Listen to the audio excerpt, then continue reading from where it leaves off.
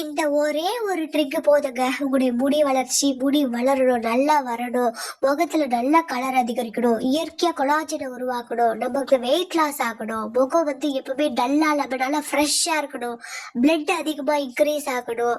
இந்த ஒரு ஜூஸ் போதுங்க. நீங்க வந்து அதிகமா வந்து பியூட்டி பார்லர் போக வேண்டிய அவசியம் கிடையாது. ஹேருக்காக நீங்க மணி ஸ்பாயில் பண்ற அவசியம் கிடையாது. ஹெல்த்தை நல்லா ஆரோக்கியமா நல்லா சூப்பரா வச்சுக்க இந்த ட்ரிங்கை வாரத்துல 3 முறை குடிச்சா மட்டும் போதும். என்னெல்லாம் இதுல ஆட் பண்ணியிருக்குன்றத இந்த வீடியோ ஸ்கிப் பண்ணாம பார்த்தா மட்டும்தான் தெரியும். ஸ்கிப் பண்ணாம பாருங்க. வாங்க வீடியோக்குள்ள போலாம்.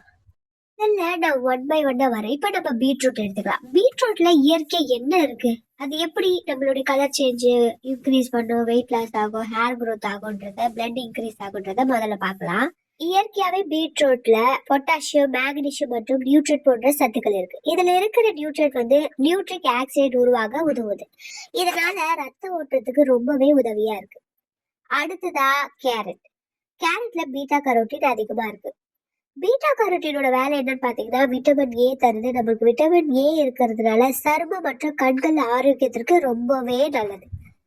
அடுத்ததா கருவேப்பிலை. இயற்கையாவே கருவேப்பிலை பாத்தீங்கன்னா முடி வளர்ச்சிக்கு ரொம்பவே நல்லது. ஏன்னா அதுல ஆன்டி ஆக்சிடென்ட் மற்றும் பல்வேறு விட்டமின் மினரல்ஸ் இருக்கிறதுனால நம்முடைய உணவுல நல்ல ஒரு நியூட்ரன் ஆன்டினேஷனாக இருக்கு. சோ அத கருவேப்பிலை சாப்பிடுறது ரொம்பவே நல்லது. அடுத்ததான் நெல்லிக்காய். நெல்லிக்காயில விட்டமின் சி மற்றும் ஆன்டி ஆக்சிடென்ட் அதிகமா இருக்கு.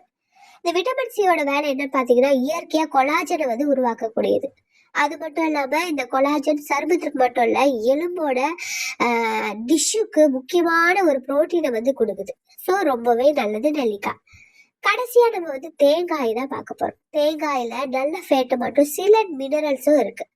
ஜூஸ் இருக்கும்போது சுவையும் ஊட்டச்சத்துக்களும் அதிகரிக்க தரதுனால தேங்காய் நீங்க சாப்பிட்றது ரொம்பவே நல்லது. இந்த இன்கிரீடியன்ஸ் அனைத்துமே சேர்த்து எடுத்துக்கொள்ளும் போது நமக்கு பல்வேறு விட்டமின்ஸ், மினரல் மற்றும் ஆன்டி ஆக்சிடென்ட் கிடைக்குது.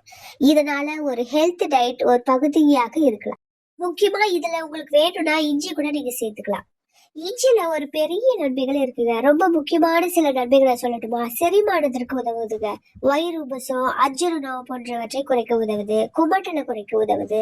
இஞ்சில நேச்சுரலாவே ஆன்டி ஆக்சிடென்ட் மற்றும் ஆன்டி இன்ஃபிளமேட்டரி காம்பவுண்ட் வந்து உள்ளது. சளி, தொண்டை சௌகரியமே இல்லாம ஒரு மாதிரி இருக்குது அப்படின்னா சூடான இஞ்சி மணத்தை நீங்க குடிக்கலாம்.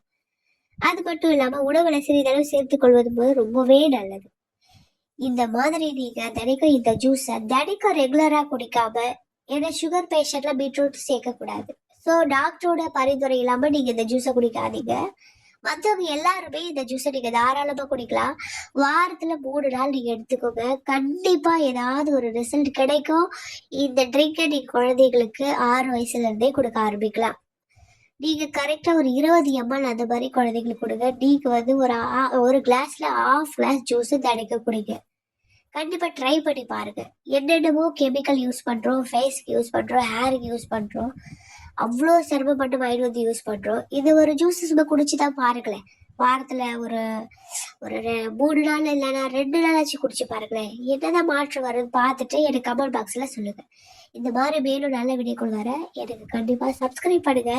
மேலும் வீடியோக்கள் வர தொடர்ந்து பாருங்க, லைக் பண்ணுங்க. தேங்க்யூ ஸோ மச் மக்களே. தேங்க்யூ.